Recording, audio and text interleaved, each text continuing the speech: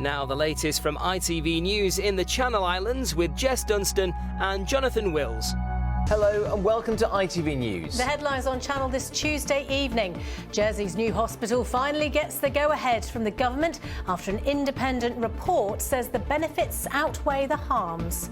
It's not been a comfortable process, but it's my duty. It'll be the biggest public building project the island's ever seen. The cost, more than £800 million and counting. Good evening. After years of debate, multiple sites and millions of pounds, Jersey is tonight one step closer to getting a new hospital. The government's given the go-ahead for the £800 million health centre to be based at Overdale. Well, it follows the recommendation from an independent planning inspector who said although it will change the landscape of St Helier forever and the transport links need to be improved, the positives for the community outweigh the negatives. However, in his report, the inspector, Philip Stadden, criticised the government for making the planning application unnecessarily muddled. Wesley Smith is live for us at Overdale now. And Wesley, one of the longest running sagas for the island's biggest ever capital project. Is this it now? In principle, yes, for this stage, but now begins the truly Herculean task of making it all happen. You know, it's 10 years ago this very month when the then Health Minister first suggested that we would need a new hospital for Jersey by now. And so began a seemingly never-ending saga of chapter after painful chapter of trying to find the best location. Just last month, you may recall, one doctor told us that if the issue of the hospital wasn't sorted out soon, people will die. So today, details of the independent report into developing the Overdale site were released to us. Two previous applications on the site of the current hospital were previously rejected, of course. But even now, it's a case of you can't have your cake and eat it, because there are some significant sacrifices that have to be made before Jersey can get the hospital, the state-of-the-art hospital that experts say is truly deserved. So it is Overdale, which could become home to Jersey's most expensive building project ever at around £800 million. The plans, covering the size of more than 6 football pitches, look impressive, but building a state-of-the-art hospital here comes at a cost. It's not been a comfortable process, but it's my duty. It's my duty, and I know I took a proposal to the States and say, look, do you want me to decide? They didn't want to face that. They said, no, it's up to you. Well, I had never had any doubt it's my duty I need to fulfil. And so that now, I think, is my task done. It is for others as to what they now do and what happens in the future. 14 homes will be demolished. 2 listed buildings and some listed parkland will go. The Westmount Bowls Club is among properties which will need to be knocked down and relocated. They've submitted plans for land on the north of Warwick Farm, which is currently used as a hemp-growing farm. Road widening will be required to ensure adequate infrastructure is in place to allow access to all the facilities finally on one site. The hospital will irrevocably change the landscape of the island because of its height and sheer size. But the independent inspector, Philip Stadden, says, in my overall assessment, I find that the positives, in terms of policy compliance and major public benefits, outweigh the harms. So it appears after 10 years of wrangling, there is no perfect option.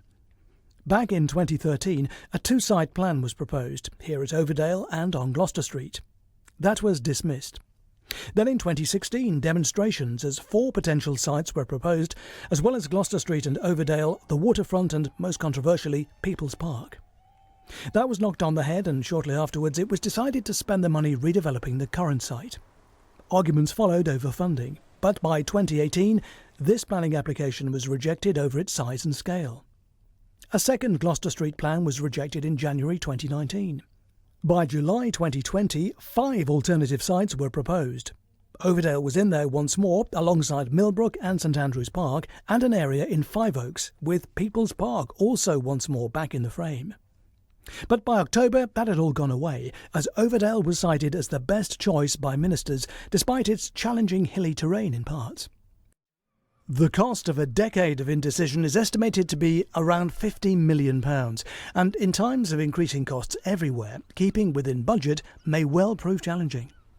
Well, Wes, you laid it out there quite clearly, but as you mentioned at the top of the programme, the inspector's report says the government was extremely muddled in its approach.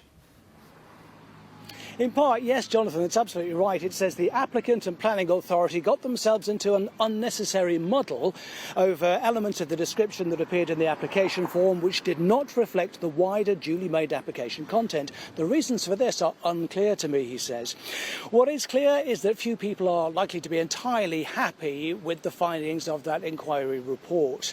Serious concerns remain over how waste from the site will be removed with the least disruption. But one thing is clear.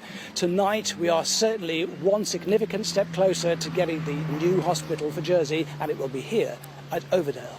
Certainly seem to be. Wes, thank you very much for that. And you heard from John Young, the government minister responsible for the decision in Wesley's report a little earlier. You can listen to the full interview with him on our website right now. Well, we're joined by Peter Funk, who has been a long-time campaigner against the hospital, haven't you, Peter, in the Overdale site. Is this the time that you say, enough, we sit back, we accept defeat? We've never been against the hospital. We have always agreed we need a new hospital. But at Overdale? Our contention has been it's the wrong building on the wrong site, and it will be built at the wrong cost. And we still maintain that. What do you want to see instead?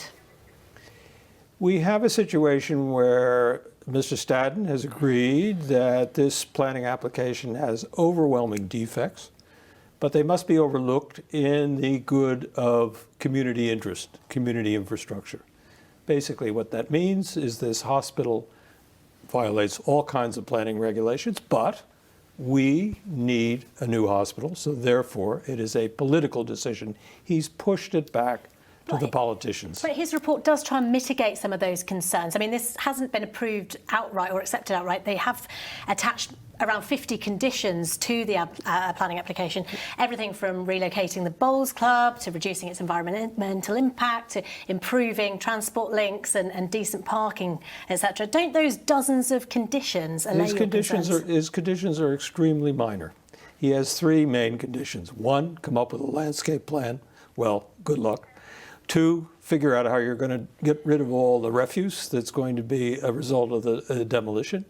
And three, do a couple of other things, particularly tell us how you're going to light the premises. None of that has to do with the fundamental concept or design of the building. In the past, you've perhaps had some public sympathy with you, etc. You've also had the planners on your side. Now, this evening, it appears you don't. I'm not sure of that. I think the public is extremely concerned about this project. We are committed to spend £800 million, and at a rate of inflation of 10%, that will very soon turn into £1 billion. We are committed to borrowing money at less than 2%, which is impossible in today's market climate. Somebody has got to stand back and say, what are we doing and why are we doing it? OK, but what are your avenues now? Because the minister's decision is final. We've got an election coming up. Are you relying on the new planning minister to effectively overturn this? There are two elements here that need to be resolved. First of all, there's a planning application that the government made to demolish Overdale, and that was rejected by the planning committee. That's now under appeal. That appeal has to be heard, and it has to come out in a satisfactory fashion for the government. If it doesn't, they've got a planning application to build a hospital, but they can't demolish the buildings where they want to build. That has to be resolved. The second thing is obvious. This project should have been deferred until after the election. OK. Peter Funk, we shall wait to see what happens. This is definitely not the end of the story. Thanks for your time. It is certainly not. We've just had a circus come to town, but it's nothing like the circus we've seen for the last 4 years. OK, more work for us, and thank you very much, Peter Funk. Well, we know which side of the fence clearly that Peter sits on there. We've been gauging reaction as well from you. Here's a bit of a mixed selection. Dave Yo says, well, what a surprise. Not just another load of money added to the wasted millions to date. And Harry Fowler's view is that it is the most eye-watering expensive option they could possibly come up with. Unbelievable, Harry says. And Mark Anthony Baker adds that it will totally destroy the landscape of the island. But Sharon Cox is happy, saying, good news, we now need to move forward with what will be in our new hospital. And Paul Melia expresses a similar sentiment, saying quite simply, about time, just get on and build it now. Thank you very much indeed for all of your comments.